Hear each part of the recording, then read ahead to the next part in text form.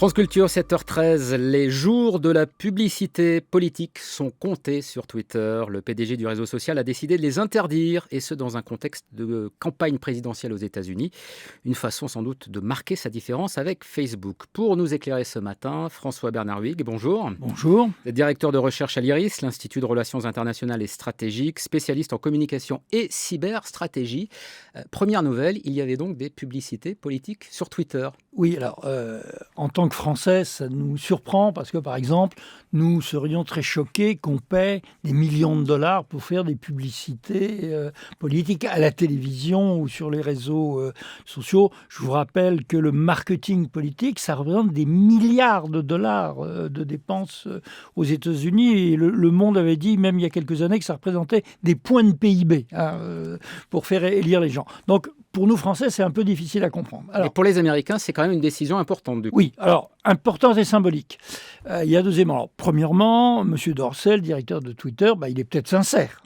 Peut-être qu'il est choqué, comme nous, Français, que celui qui paie, j'allais dire, puisse avoir accès à mon cerveau, un accès préférentiel au cerveau des internautes pour envoyer des messages politiques. Oui, parce que je cite un des extraits de son argumentaire à Jack Dorsey, le patron de Twitter. « Nous pensons que la portée d'un message politique doit se mériter, pas s'acheter. » Alors c'est vrai que c'est un côté très, très vertueux là-dedans. Oui, c'est très vertueux. Alors après, il faut voir ce qu'il y a derrière cette vertu et le fait qu'à mon avis, elle ne lui coûte pas beaucoup. Alors déjà, il faut définir ce que c'est qu'une publicité politique. Vous pouvez payer pour atteindre beaucoup de gens et leur dire « votez machin ». Ça, c'est endorsed by the candidate. C'est un truc direct comme, je sais pas, vous êtes probablement sur Twitter, on reçoit une publicité pour une carte machin ou une formation. Bon.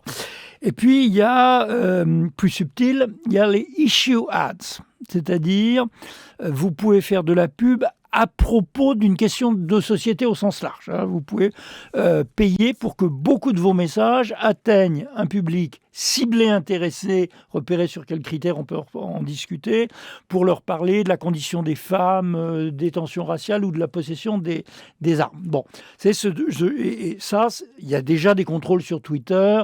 Il faut qu'on puisse savoir qui finance quoi, si c'est une véritable identité ou c'est un troll, etc. Donc ça, il supprime, ça n'est pas une part énorme du budget de Twitter. Et il y a surtout le coût de « moi, je ne suis pas Zuckerberg ». Voilà, alors c'est ça sans doute qui est le plus intéressant. C'est une façon de se positionner par rapport à son concurrent, alors qui est beaucoup plus important. Oui, Facebook, ça n'a rien à voir avec Twitter. En termes sociologiquement, on ne parle pas du même public non plus. Oui. Pourquoi est-ce qu'il fait ça ? C'est-à-dire, pourquoi ça lui permet de se montrer comme quelqu'un de beaucoup plus chevalier blanc, disons, qu'un Mark Zuckerberg, à Jack Dorsey. Alors, parce que Mark Zuckerberg a beaucoup d'ennuis. Ça, c'est très clair. Précisons d'abord que Mark Zuckerberg n'est certainement pas trumpiste. Il a subventionné la campagne de Clinton. Il est, si j'ose dire, politiquement correct, etc. Bon. Mais Zuckerberg a énormément d'ennuis parce qu'il se fait prendre dans plusieurs histoires. Pendant la campagne de 2016, en laissant passer et surtout partager des fake news ou des rumeurs délirantes du genre le pape soutient Trump, où il y a des trafics pédophiles démocrates dans les pizzerias, enfin des trucs qu'un enfant de 4 ans ne pourrait pas croire. Il s'est fait prendre dans l'affaire Cambridge Analytics, qui est quelque chose d'assez subtil, c'est-à-dire il a laissé une société de ciblage, je vais expliquer ce que j'entends par une société de ciblage, prendre à travers une appli des données personnelles des gens. Alors une société de ciblage, c'est une société qui fait de la super étude marketing, ça ne sert pas qu'en politique, ça peut servir à vendre des lessives, pour savoir qui vous êtes, quelle est votre catégorie sociale et quels sont vos intérêts, vos passions, vos répulsions, et quel est votre type psychologique, pour vous envoyer le message super, super précis qui fait que vous allez voler machin, vous allez décider de rester à la maison. Et ça a contribué à faire élire Donald Trump. Alors, oui et non. Il y a eu beaucoup d'études pour montrer que... les démocrates, et Hillary Clinton en particulier, sont persuadés que s'il n'y avait pas eu les méchantes manœuvres de Trump sur les réseaux sociaux et derrière les méchants Russes, le peuple aurait voté démocrate. Bon, je crois que c'est faux. Ça a eu un effet de confirmation. François-Bernard Huyghe, cette façon de se positionner qu'a Twitter par rapport à Facebook, parce qu'il faut dire que Facebook, pour l'instant, continue d'accepter les publicités politiques. Il gagne énormément d'argent en général, oui. Est-ce que c'est une façon aussi de faire émerger ou réémerger un débat sur les limites de la liberté d'expression aux États-Unis ? Alors, c'est parti sur ce ton-là, en effet, aux États-Unis, parce que Zuckerberg a une philosophie très particulière. Il dit, sur Facebook, on doit pouvoir exprimer toute opinion, même une opinion qui me choque.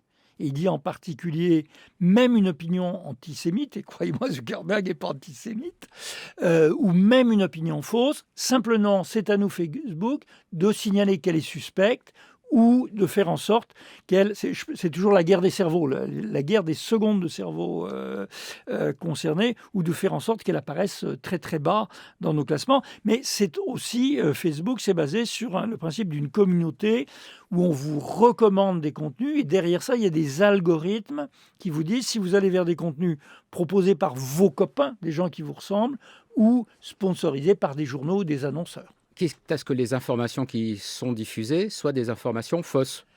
Ça arrive. Alors, moi, j'ai tendance à relativiser ce pouvoir des fake news pour une bonne raison, c'est que la durée de vie d'une fake news est très, très faible. Elle est signalée parce qu'il y a des tas de processus de fact-checking, y compris chez vous d'ailleurs, je crois.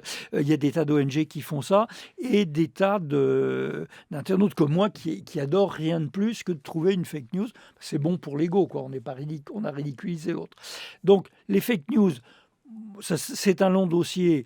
Elles ont eu un effet de confirmation pour les gens très militants dans l'élection, mais dire que l'élection de Trump s'explique par les fake news et que derrière les fake news, il y aurait les services russes, c'est une thèse un peu complotiste et paranoïaque que soutient malheureusement Hillary Clinton, qui n'a toujours pas compris sa défaite. Un dernier mot, François-Bernard Huyghe, sur Twitter, donc, et cette décision de son patron Jack Dorsey d'interdire les publicités politiques. Est-ce qu'on peut aussi voir une façon qu'aurait ce réseau social de prendre davantage de responsabilités en tant qu'éditeur, même si on sait que les réseaux sociaux n'aiment pas trop avoir ce rôle-là. Et est-ce que c'est aussi peut-être une façon de se prémunir de tentatives de régulation politique ? Alors, il peut y avoir de ça. Il vaut mieux précéder qu'être rattrapé par le gendarme. Il y a une part de sincérité probablement chez cet homme.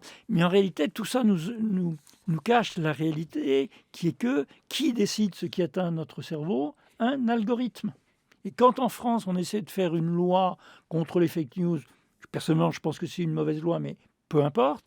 Qu'est-ce qu'on fait ? On dit le juge des référés doit appeler les plateformes et leur dire « s'il vous plaît, retirez vite cette information suspecte ». Donc le vrai pouvoir, il est dans l'algorithme. Il y a des millions de comptes supprimés, il y a beaucoup de choses enfouies dans le fond d'Internet. Code is law, le code c'est la loi. Donc on est plus dans une décision finalement un peu cosmétique que véritablement en profondeur. Merci beaucoup en tout cas François-Bernard Huyghe. Je renvoie à votre dernier ouvrage Fake News, la grande peur. Le dernier, c'est L'art de la guerre idéologique aux éditions du CERF depuis 3 jours. Voilà. Ah bah voilà, j'étais pas tout à fait à la page. Merci, il est 7h21 sur France Culture. Les matins de France Culture.